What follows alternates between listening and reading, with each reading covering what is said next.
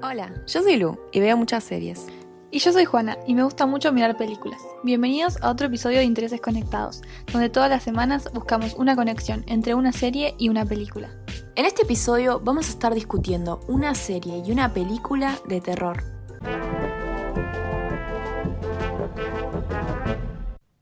Yo para este episodio elegí Get Out, o en español, Huye, que tiene como protagonista a Chris, quien va a conocer a los padres de Rose, su novia. Al principio, ellos se muestran súper amables, aunque un poco nerviosos, y Chris supone que esto se debe a que él es afroamericano. Pero un poco más tarde va a descubrir que, en realidad, sus suegros ocultan un secreto muy oscuro. ¿Vos, Lu, qué elegiste? Ok. Yo elegí The Haunting of Hill House o La Maldición de Hill House, que es una serie de drama de terror sobrenatural. Y la historia narra la vida de 5 hermanos que vivieron de chiquitos en la que luego se convertiría en la casa embrujada más famosa del país. Paralelamente vemos sus vidas varios años más tarde y cómo esa experiencia de su infancia los moldó en su vida adulta. Bueno, para ya entrar en tema, a mí personalmente siempre me gustó mucho mirar películas de terror, sobre todo juntarme con amigos a verlas, y literalmente te veo cualquiera mientras no se pase al género de horror o gore, que es mucho con mucha sangre y muy visceral, que eso sí no me copa mucho. Ujú. Pero creo que lo mejor dentro del género de terror son películas como Get Out, porque si bien me encantan las películas o series como The Haunting of Hill House, y de hecho es una de mis series favoritas, creo que este tipo de películas tiene un gran mérito por llevar el miedo a un plano más realista. O al menos para mí, que no creo en fantasmas, ¿no? Claro. Si bien Get Out tiene ciertos elementos fantasiosos, su premisa se basa en un elemento que es muy real, que es el racismo. Pero creo que lo que la hace todavía más interesante es que la película no intenta solo mostrar el racismo en su extremo más siniestro y violento, que es algo que se puede ver en películas de otros géneros también. Sí. El director y guionista Jordan Peele contó en una entrevista que lo que intentó hacer fue contar su propia verdad como un hombre negro, su perspectiva que él no consideraba que había visto en el cine, y como cualquier persona de una minoría o grupo marginalizado puede encontrarse en situaciones en donde las personas ven primero su raza, o su sexualidad o género o lo que sea, antes que su persona, básicamente, y cómo eso parece algo poco dañino en la superficie, pero que en realidad nace de las raíces de la discriminación, el racismo en este caso. Ujú. Lo que hace Get Out no es intentar exponer, digamos, a las personas racistas que lo son orgullosamente, sino interpelar a las personas que se identifican como no racistas o como progresistas en su forma de ver el mundo, pero que en realidad tienen un racismo internalizado y no reconocido que se deja ver en situaciones como las que él describe. Y esto es lo que te choca al nivel de la incomodidad en la película. La tensión tan sutil que se va creando entre Chris y la familia de Rose, estas personas supuestamente modernas que están constantemente creando situaciones incómodas, casi como si estuviesen intentando demasiado. Obviamente esta tensión va creciendo y se va poniendo cada vez más retorcida, dada la naturaleza de terror de la película, dejando entrever que no se trata solo de blancos ricos un poco racistas. Claro, o sea, el clima de la serie es completamente Sí, distinto.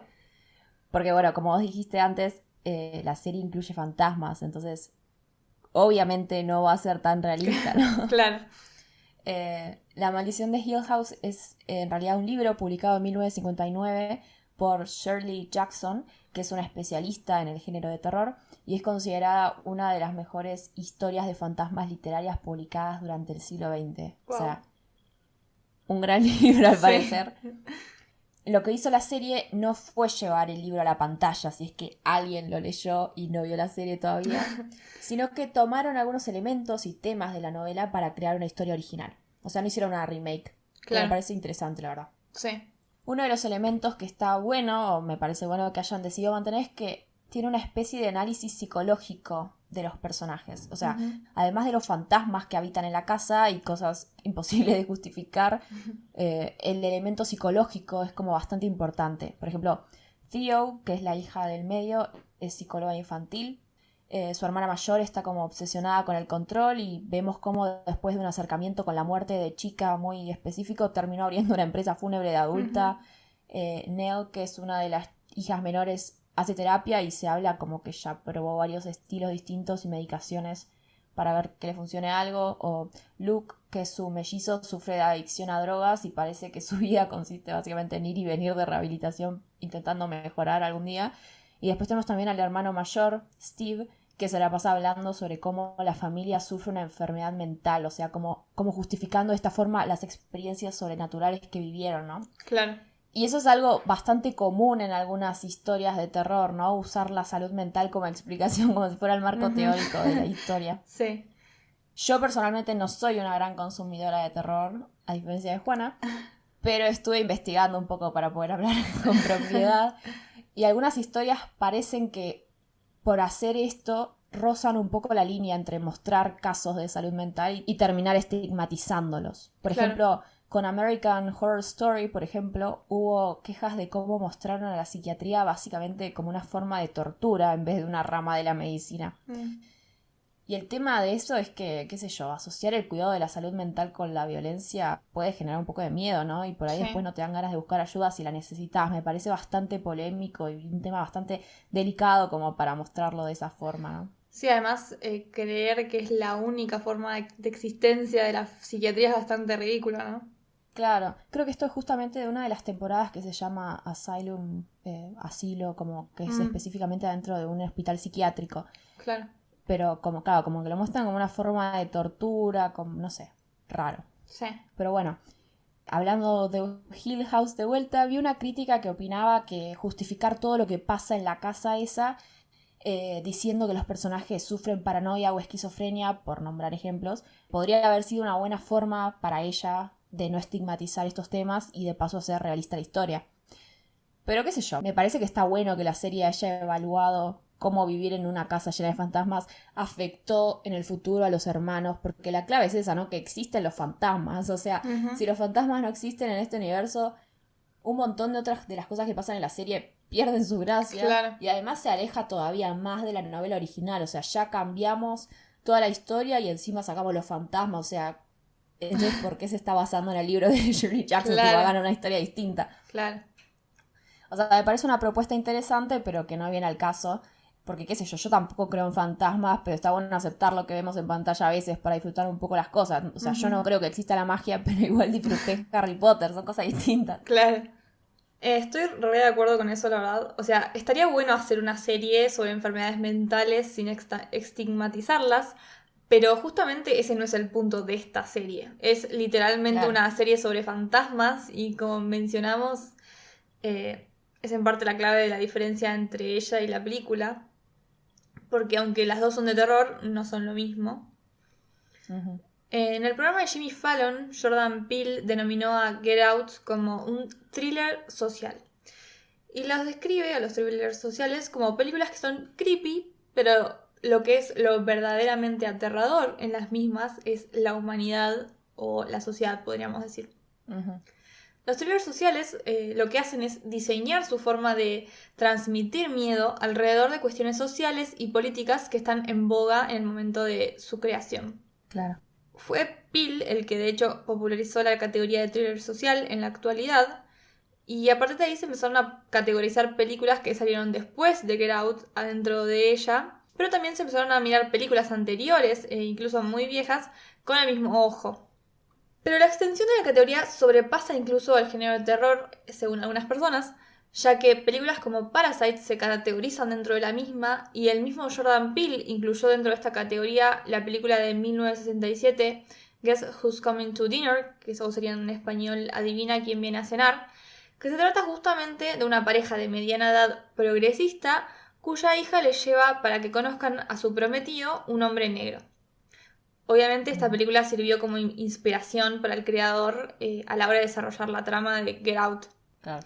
De todas formas, muchos criticaron esto de llamar a cualquier película que dé un poquito de miedo o tenga algunas situaciones de suspenso y hable sobre una cuestión social como un thriller social, porque consideran que es una forma de sacarle el mérito al género de terror, que ya de por sí siempre ha sido subestimado.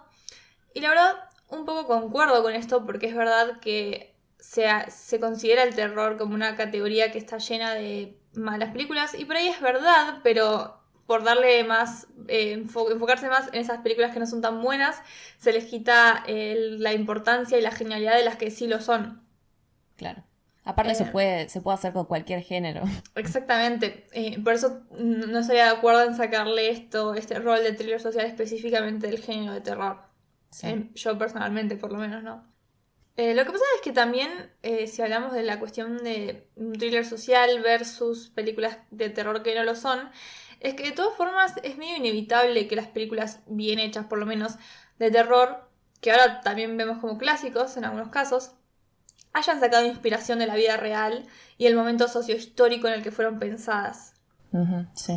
Por ejemplo, Jordan Peele dijo en esta misma entrevista con Jimmy Fallon que lo inspiraron películas como El bebé de Rosemary, de 1968, y de The Stepford Wives, otra, creo que traducida al español era Las esclavas de Stepford, que salió en 1975.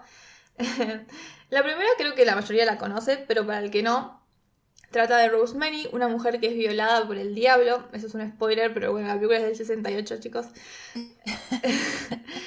Y queda embarazada a partir de esta violación. Y transcurre su embarazo rodeada de hombres que intentan controlar su embarazo y por lo tanto su cuerpo. La otra se trata de una mujer y su marido que se mudan a este suburbio Stepford, en donde empiezan a percibir el comportamiento extraño de las esposas del lugar que parecieran vivir solo para complacer a sus maridos, hasta que terminan descubriendo que son todas cyborgs creadas por estos maridos. Wow. No es de casualidad que estas películas hayan salido en una época de alta movilización social en el mundo en general y también en Estados Unidos, junto con el avance del feminismo y de la lucha por los derechos femeninos, incluido el derecho del aborto y básicamente el del derecho de las mujeres a controlar su propio cuerpo. Claro. Pero como señala el video del canal de Shake respecto a thrillers sociales, que como siempre va a estar linkeado en nuestra página web, muchas veces, si bien reflejan los temores sociales correspondientes a su época, no necesariamente los reflejan desde una posición progresista, digamos. Como ejemplos, sabemos que en la década del 80 fue cuando se desató la pandemia del VIH, por lo cual fueron estigmatizados todos aquellos que se contagiaron, pero especialmente los hombres homosexuales. Y en esta misma década salieron varias películas de vampiros, en las cuales andan mordiendo gente y claramente son los villanos, que creo que es bastante clara la asociación, no la tengo que explicar. Sí. Otro gran ejemplo para mí de un thriller social es la película que de hecho salió este año, que creo que es una especie de remake de una película de la década del 30, si no me equivoco, que es The Invisible Man, o el hombre invisible en español, que sigue a Cecilia, que es víctima de su novio abusivo, hasta que logra escapar.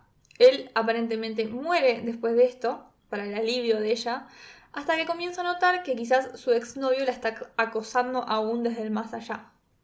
Creo que esta película generó un impacto importante en mí, principalmente por ser mujer y observar el horror y la desesperación a la cual la protagonista se ve sometida, incluso después de la supuesta muerte de su abusador. La película no es totalmente realista al incluir cosas que no existen en el mundo real como lo conocemos hoy, pero justamente el thriller social no tiene que ver con ser 100% realista, sino que Get Out no podría entrar en la categoría.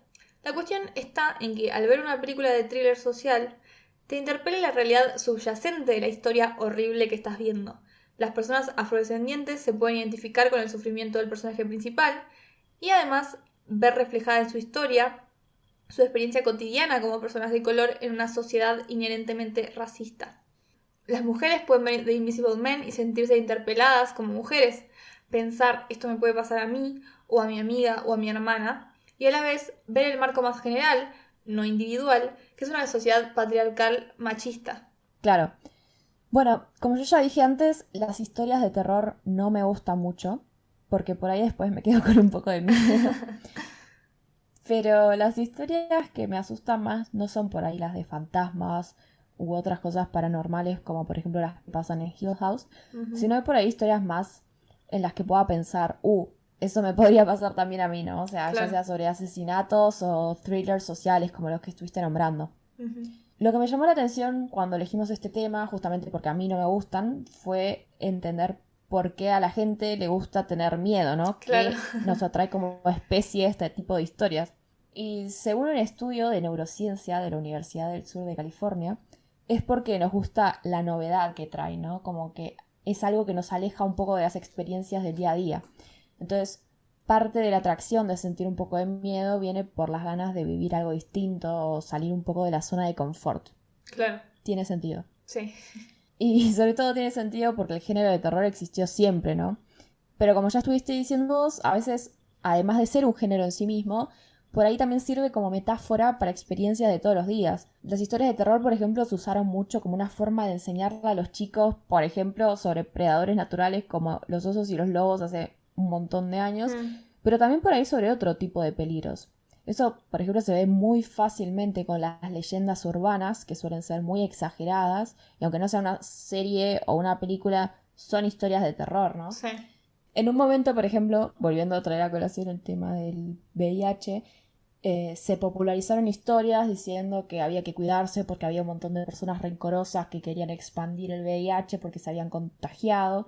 Entonces había mitos sobre los teléfonos públicos, por ejemplo, la idea de que te colocabas el auricular en la oreja y ibas a sentir un pinchazo y que iba porque había un alfiler y te ibas a encontrar una nota después en el teléfono que decía bienvenido al mundo del SIDA. ¿Qué? También se decía que en las butacas de los cines se escondían jeringas y cuando te sentabas, bueno, te pinchabas y el asiento de adelante decía bienvenido al mundo del SIDA. Dios mío. O si no, que directamente había gente que te pinchaba con una jeringa en el boliche.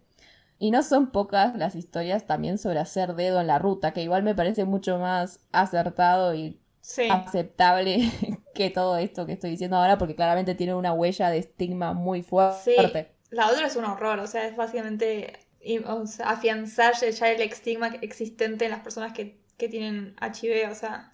Sí, es demonizar a la gente que está enferma. Totalmente. Lo que sí me hiciste pensar en la historia de... no sé si es una historia, pero el concepto del hombre de la bolsa, que por lo menos acá en Argentina existe, no sé, en otros países, que básicamente es que un hombre de la bolsa te va a venir y te va a robar, que existe básicamente para que los niños se protejan de desconocidos. Claro. Por eso, estas historias pueden ser educativas, ¿no? Es interesante. Aparte, qué forma más rápida de educar a alguien que con el miedo. Pero bueno, según un experto en folclore, a veces las historias estas reflexionan además sobre nuestros demonios internos o los de las otras personas y lo hacen también a través de la creación de monstruos.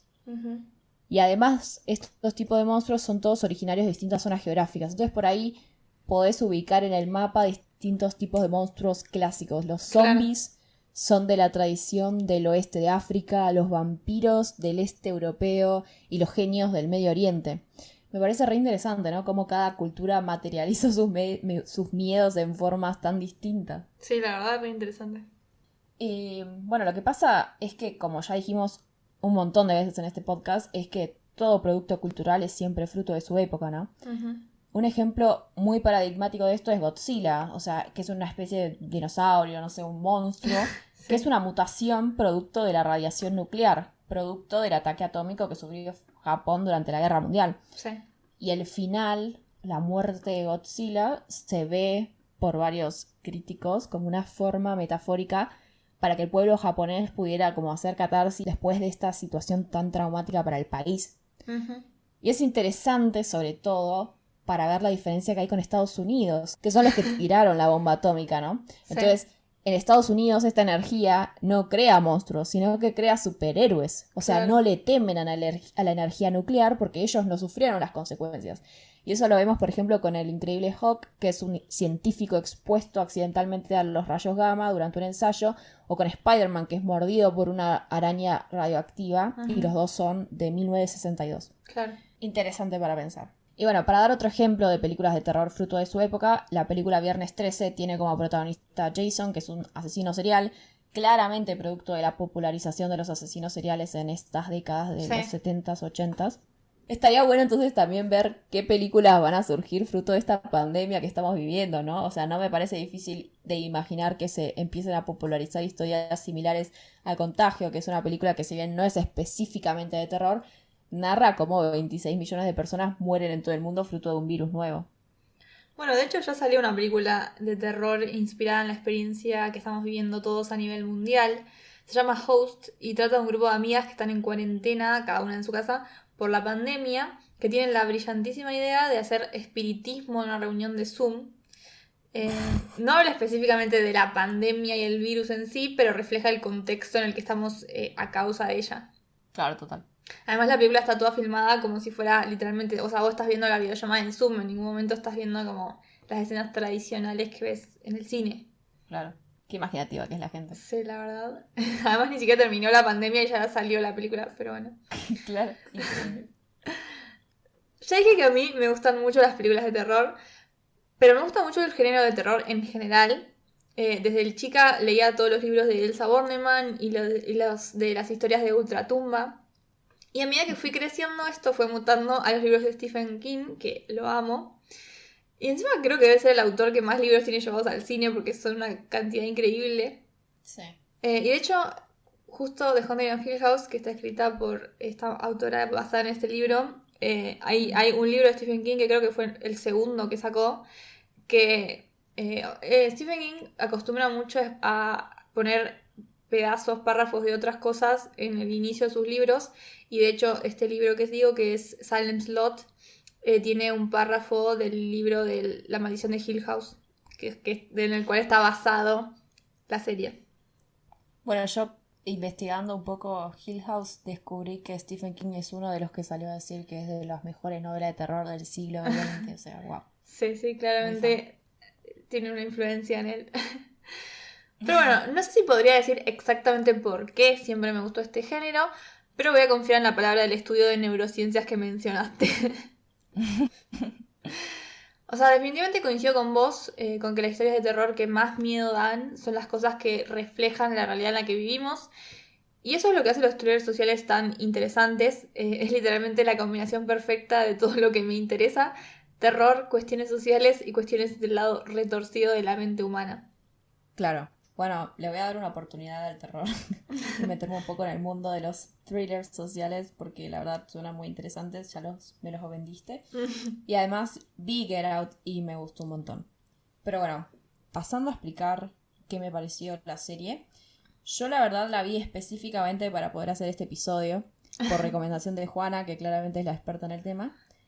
Me gustó por todo lo que estuve diciendo antes, ¿no? O sea, los personajes son bastante humanos porque sus habilidades son bastante complejas y además podemos ver que la maldición de la casa los afectó a un nivel más profundo que simplemente, no sé, tener miedo a la oscuridad, ¿no? Claro. O sea, es como más profunda la historia.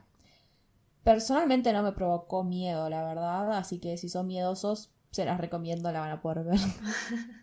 Bueno, eso estaba un poco bueno igual de... Que si estás completamente aterrado constantemente es medio complicado disfrutar, mirarlas. Termina siendo tortura. Claro, por eso a mí me encanta, la verdad. Pero bueno, voy a opinar de la película. No necesitan que lo diga yo, porque además la película recibió, no sé, como 50 premios y estuvo nominada al Oscar. Pero la película es muy buena, a mí me gustó mucho y de hecho creo que generó todos los efectos que se suponía que tenía que generar en mí como la que la estaba mirando. Claro. Y la verdad me dejó atenta, por decirlo de alguna forma, a todo lo que salga del cerebro de Jordan Peele, porque me parece increíble. Y para mí, no sé si esta es una opinión poco popular, pero se merecía más el Oscar que La forma del agua, que es la que ganó ese año. Pero eso es solo mi opinión personal. No, ni en pedo igual, esa película era rarísima. Sí, además es como que... era... Siento que ya nos olvidamos todos de la existencia de esa película y nadie se olvidó de la existencia de Get Out. Sí. No, pero esa película era muy rara. Sí. Bueno, creo que llegó el momento de las conclusiones, ¿no? Sí. Bueno, para empezar, me gustaría decir que si bien el terror está medio subestimado, como ya dijiste antes, la verdad que no nos guste o nos parezca que es un mal género por alguna razón, no significa que no sea válido o un buen medio para expresar un mensaje, ¿no? Sí, estoy muy de acuerdo. La segunda, diría yo, es que cuando veamos thrillers sociales, tenemos que tratar de ver qué cuestión social y política se está reflejando en la película y a la vez ser críticos y estar atentos a qué tipo de representación de esos hechos nos están dando. Totalmente. Y bueno, y en esa línea diría que hagamos eso con todas las historias de terror o las historias en general, la verdad, porque es fácil ver la influencia del presente en su composición. Sí, totalmente. Esto es todo por esta semana. Esperamos que les haya gustado. No se olviden de suscribirse, clicar en la campanita para recibir notificaciones cuando subamos un video y comentar si les gustó el episodio. Hasta la semana que viene.